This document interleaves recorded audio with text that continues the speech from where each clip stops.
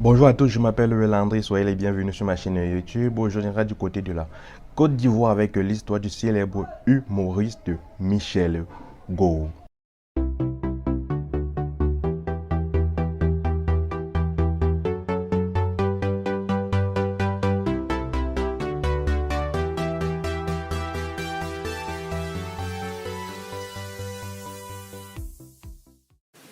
Moi, j'ai eu mes 7 ans, mais j'ai vécu une enfance très difficile, assez remuée.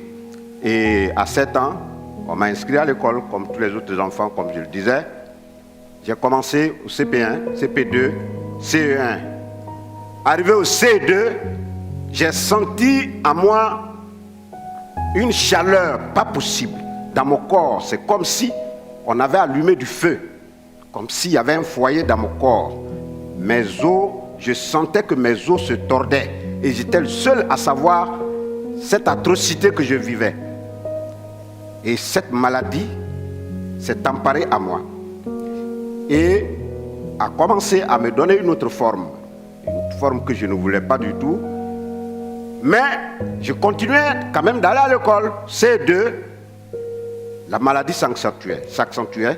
Arrivé à un tel moment, je ne pouvais plus marcher. Je suis resté à la maison, aller maintenant vers les soins, parce qu'il faut guérir. Si tu n'es pas en bonne santé, tu ne peux pas aller à l'école.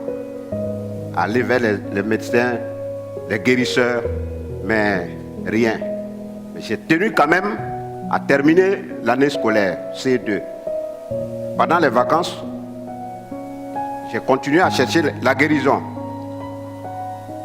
Après les vacances, il faut reprendre les cours. CM1. Je reprends. Mais cette fois-ci, la maladie est descendue jusque dans les pieds.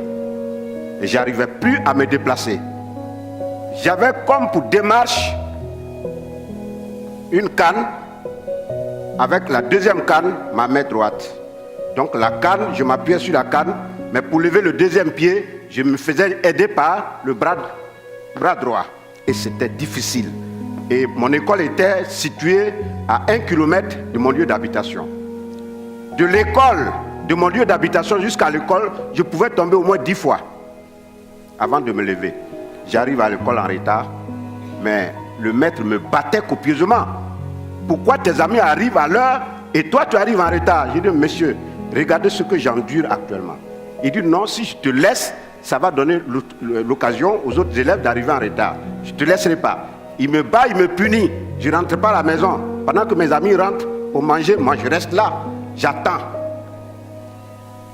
Pire, quand je sors dans la cour de l'école, je suis la risée de tous les élèves. Tout le monde se moque de moi. Mais regardez ça là. Mais c'est un génie. Mais ça c'est un sorcier. Mais celui-là il a bouffé quelqu'un. Lui-là c'est... Mais tous les mots à telle enseigne que moi, finalement, je me cachais. Pendant la récréation, je partais derrière la classe. Je restais seul. Quand je reviens, ils sont tous derrière moi. Regardez-le, il va tomber. Et effectivement, je tombe. Mais il y a quelqu'un qui disait, la force d'un homme, c'est pas de ne jamais tomber, mais c'est de se relever une fois qu'on tombe. Et je puisais cette force en moi. J'avais cette force de me relever, de continuer le combat. J'ai continué avec ce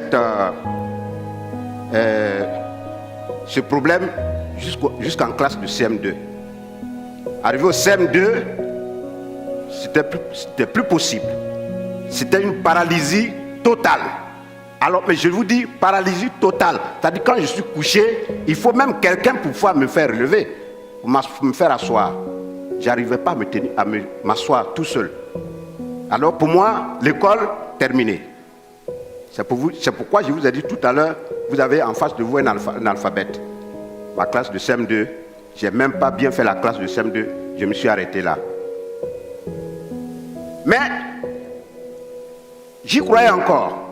Malgré que tout était fini, j'étais couché là. Et puis un oncle qui a débarqué du Burkina Faso et qui m'a vu là, couché. Mais arrivé à un certain moment, pour moi c'était la mort maintenant, puisqu'il n'y avait plus d'espoir. l'oncle est arrivé, il m'a vu coucher, il dit, mais ce petit, vous le laissez mourir là alors qu'il y a des possibilités de le récupérer.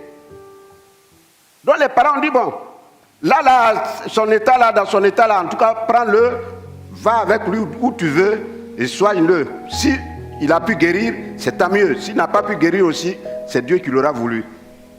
Et il me prend, direction Burkina Faso. Mais en passant par Oumé, parce qu'on partait prendre le train à Bouaké.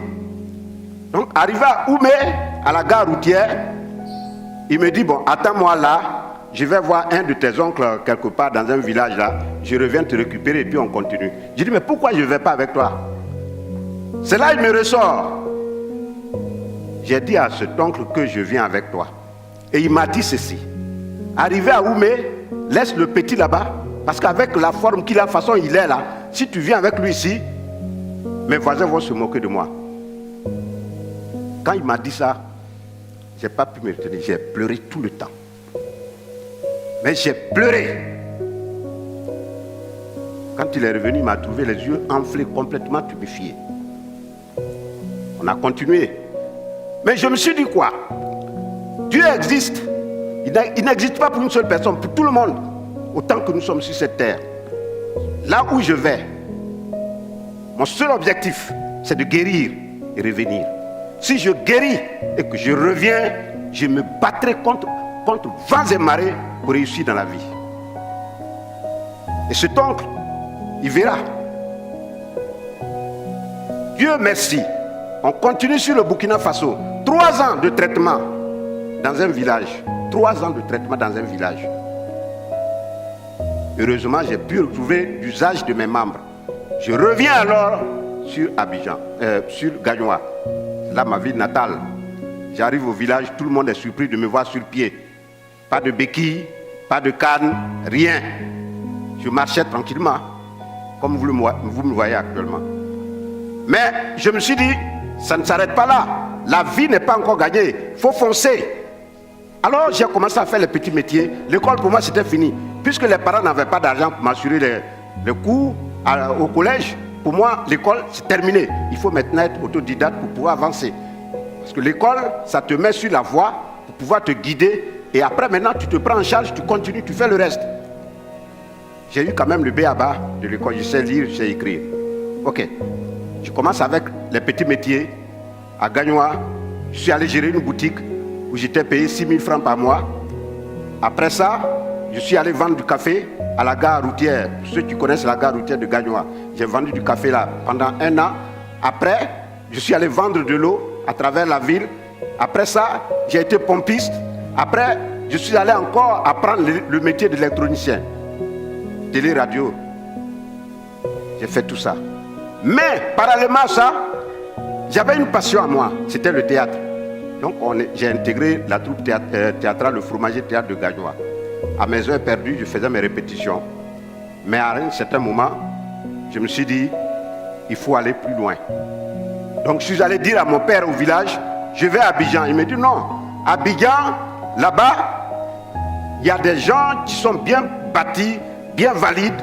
Mais toi, regarde dans ta forme d'un handicapé. Tu peux faire quoi à Abidjan? Reste ici, on va se débrouiller. J'ai dit non, Abidjan est mieux.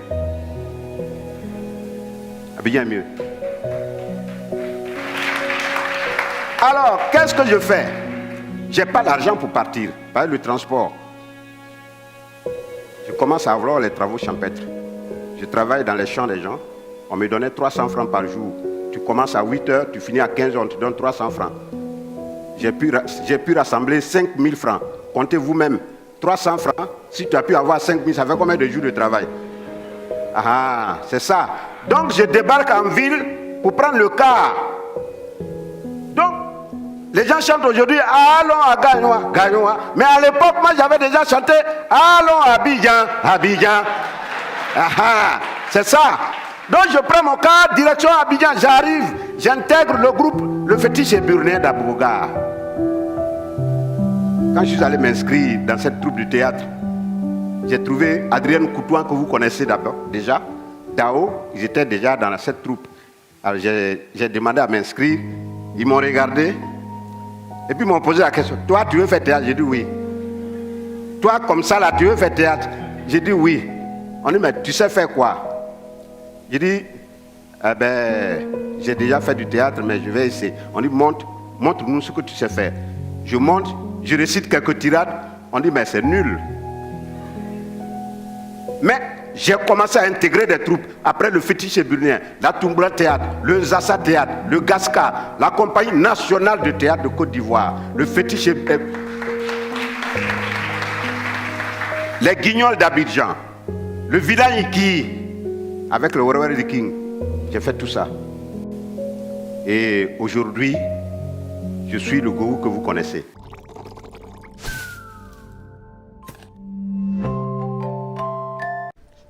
C'était important pour moi de partager cette histoire car nous sommes tous des handicapés d'une quelconque manière. Juste que l'handicap de certaines personnes est parfois beaucoup plus visible que ceux des autres. Alors la vie ne nous fera pas de cadeau parce que nous sommes des handicapés. Bien au contraire, elle va essayer de nous engloutir de toutes sortes d'ordures. La vie nous mène sur des routes sinueuses et remplies d'obstacles. Elle nous pousse à faire des choix, à prendre des décisions mais aussi des risques. Elle nous contraint à faire le deuil d'une personne, d'une situation, voire d'une habitude. Mais ce que nous devons garder en tête, c'est quoi? Les épreuves que l'on rencontre sur notre parcours sont adaptées à notre potentiel. Alors, ayons confiance à la vie. Elle se chargera de bien guider nos pas. Et disons-nous toujours que, pour toutes les portes que nous devons fermer, de nouvelles s'ouvriront en nous offrant un regard nouveau sur demain. Si tu ne t'es pas encore abonné, abonne-toi et clique sur la clochette de notification pour voir toutes mes nouvelles vidéos.